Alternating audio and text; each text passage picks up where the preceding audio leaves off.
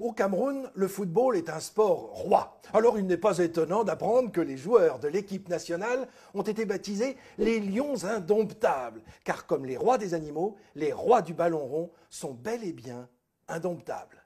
La Fédération camerounaise de football, la FECAFOOT, Fédération camerounaise de football, est née en 1959. L'année suivante, quelques semaines après l'indépendance, le premier match du Cameroun indépendant l'oppose à la Somalie.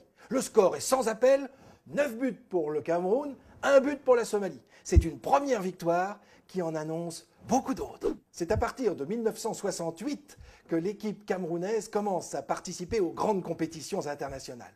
Au fil des ans, au fil des matchs, elle s'impose. Et c'est ainsi qu'en 1984, elle remporte la CAN, la Coupe d'Afrique des Nations. 2 ans plus tard, en 1986, elle est en finale. 2 ans plus tard, en 1988, l'équipe du Cameroun remporte à nouveau la CAN, la Coupe d'Afrique des Nations.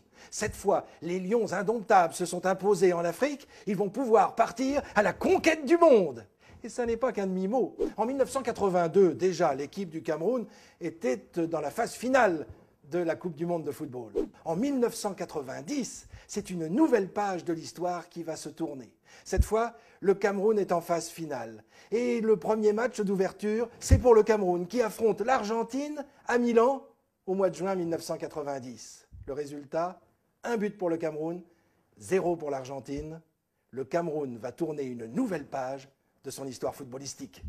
Les Lions indomptables battent la Roumanie, puis se font battre par l'URSS. Mais qu'importe, les voilà en 8e de finale. Alors une nouvelle page se tourne. Ils battent la Colombie, 2-1. Les voilà en quart de finale. Pour la première fois de l'histoire, une équipe africaine est en quart de finale de la Coupe du Monde.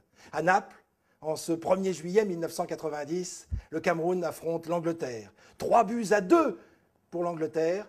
Le Cameroun est éliminé. Mais le Cameroun fait partie des 8 meilleures équipes du monde. Et ce n'est pas tout. En l'an 2000, il remporte la compétition olympique. En l'an 2000 toujours, il remporte la Coupe d'Afrique des Nations. Puis en 2002, 2 fois consécutivement, c'est exceptionnel. Non, vraiment, les Lions indomptables sont devenus les Lions imbattables.